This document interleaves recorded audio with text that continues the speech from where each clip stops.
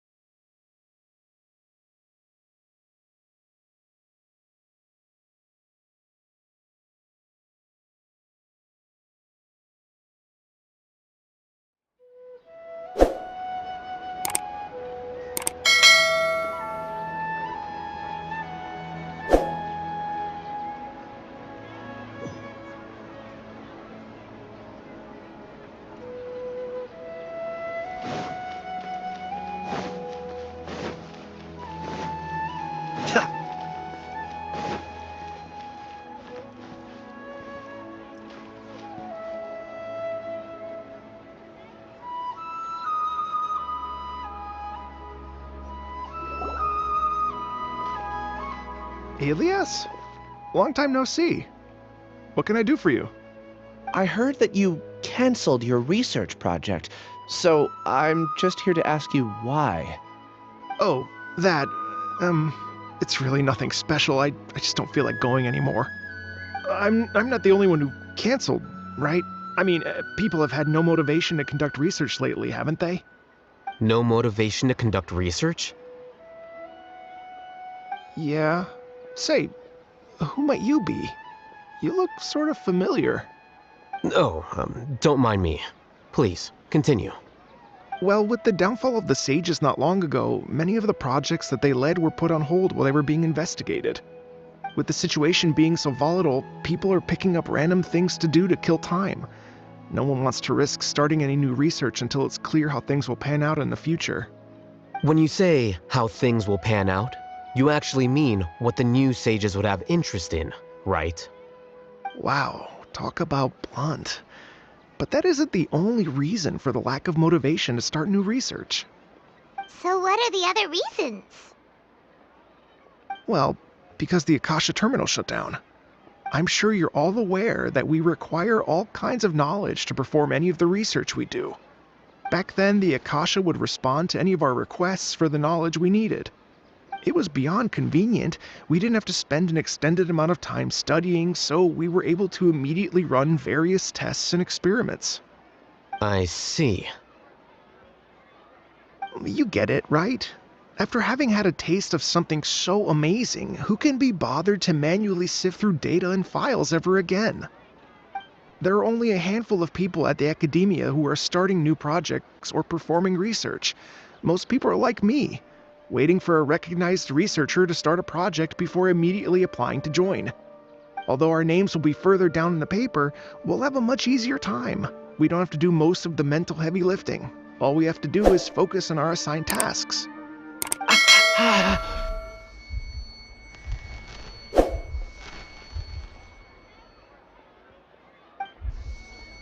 Ilias? What's wrong? My head. It hurts.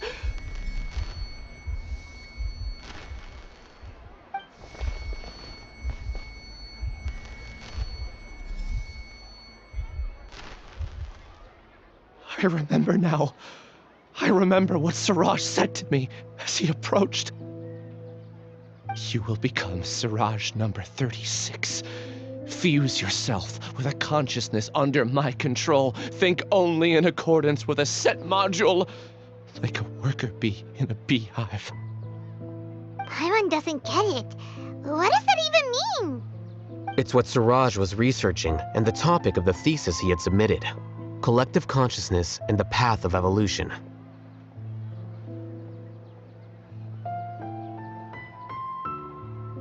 Siraj believed that by achieving 3 objectives, he could create a collective consciousness in human society and drive humans toward their ultimate evolution. First, he would rank test subjects in descending order of ability, with number 1 serving as the overmind. This overmind would then divide tasks into numerous modules and delegate them to the collective's members based on their assigned number. Lastly, members would share their memories and emotions to facilitate the rapid exchange of information within the collective. Paimon still doesn't get it. What's the point of all that? Think of it as linking many minds together and tailoring a given mind's assigned work based on its compatibility. Eventually, everyone's minds will be consolidated into a new form of existence that is both an individual and an organization. Siraj believes this collective consciousness is superior to individual humans. Whoa.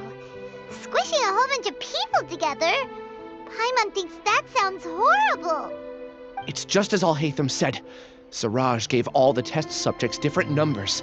Bigger numbers meant you had a lower rank, so your assigned tasks were less complex, such as being responsible for everyone's basic needs.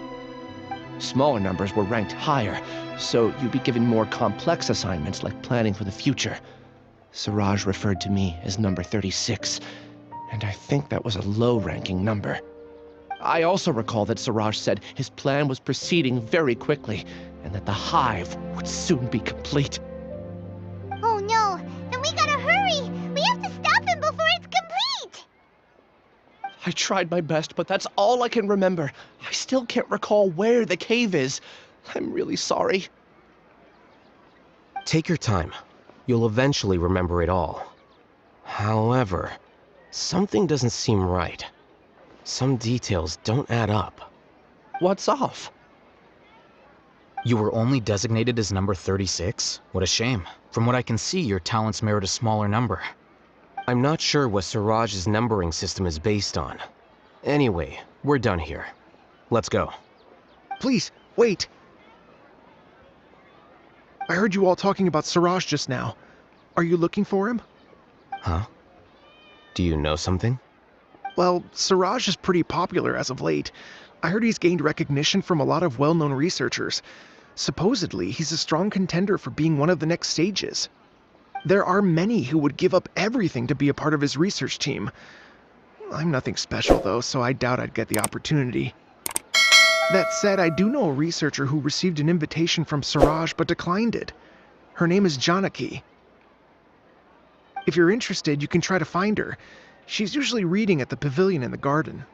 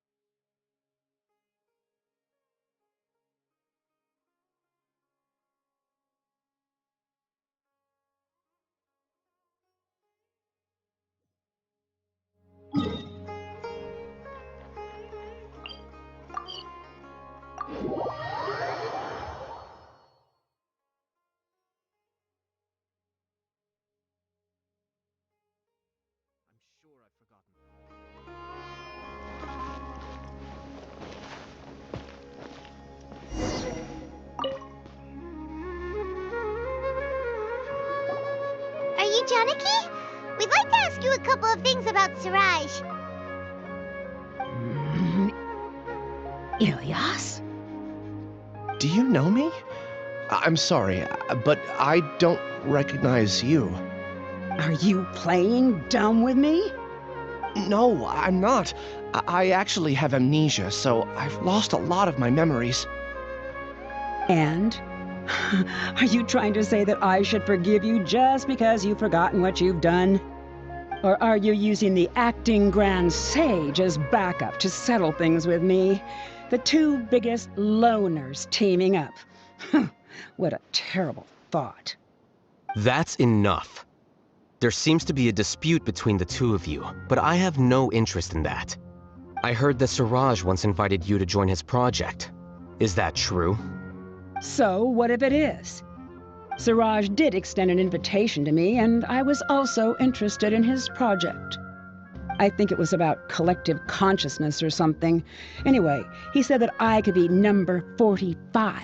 I refused because I thought that rank was too low. No one wants to be placed at the bottom. Certainly not me.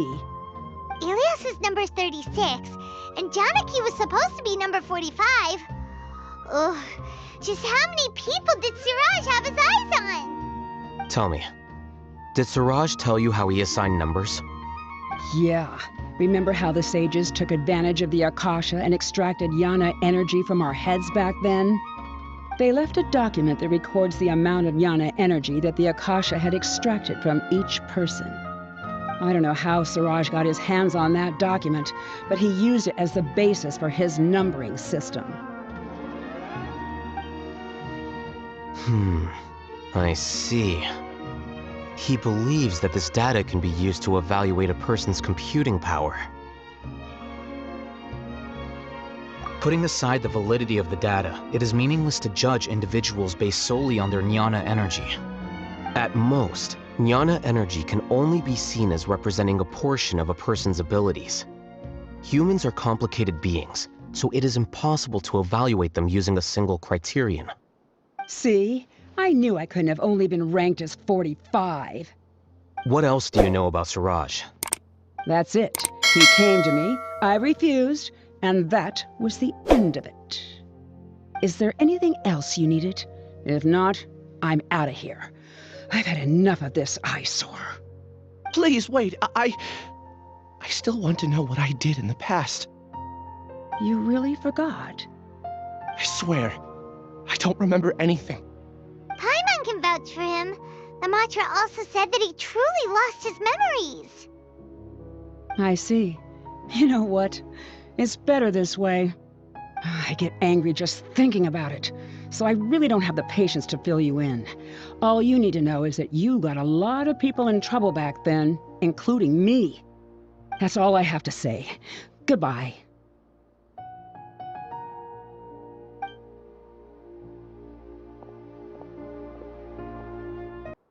And she's gone. She doesn't seem to like you very much. Do you really not remember anything? I really don't. But after she said that, I've had this heavy feeling in my chest. I guess I did something really horrible. Do you want to remember? Huh? Even though you're a witness against Siraj in this case, you've also lost your memory. No one can force you to remember if you don't want to. Even if you manage to remember, all you would need to do is feign ignorance and tell us that you tried the best you could, but to no avail. I'm not sure what to do.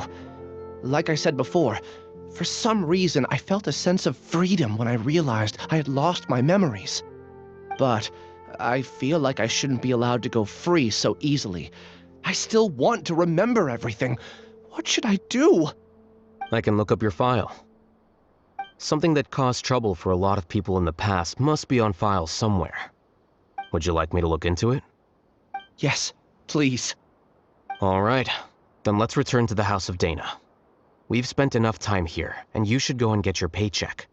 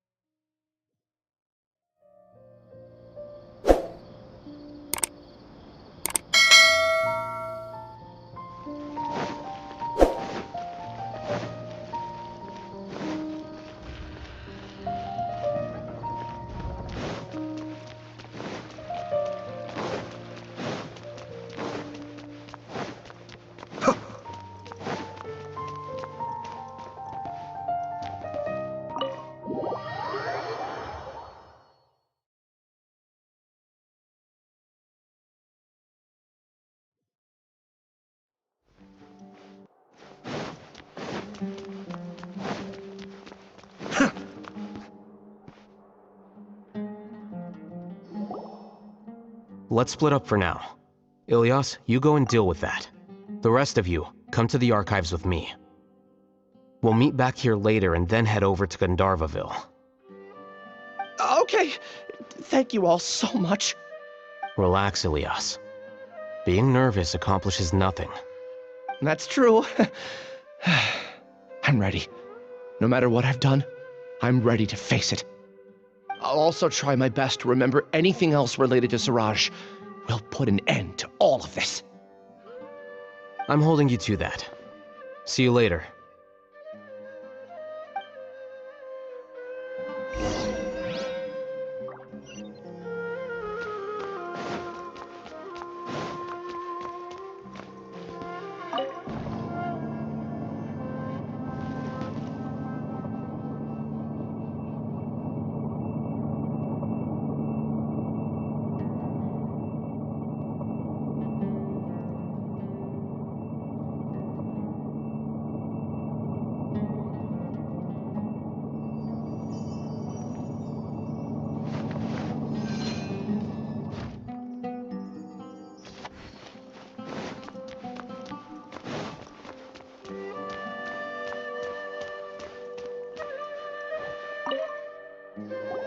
Okay.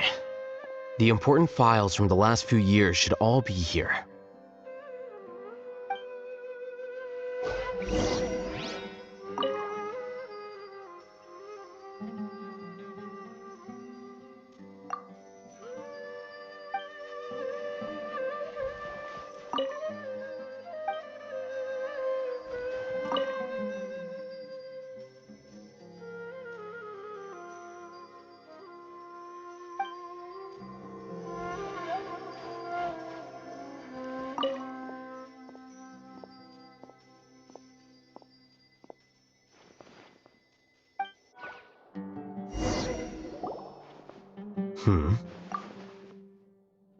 What's wrong? Nothing. Anyway, I found Ilias's file. Let's meet downstairs.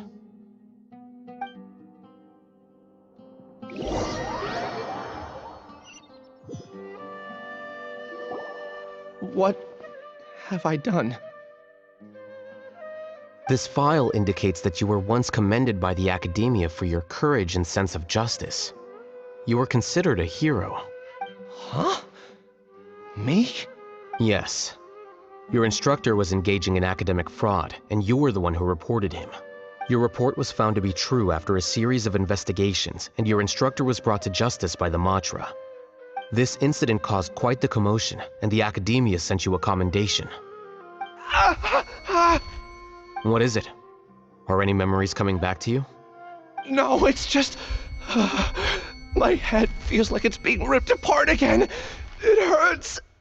Did I seriously do that? Then why? Let's put this matter aside for now. It isn't directly related to Siraj, so there's no need to push yourself over it. I'm sorry.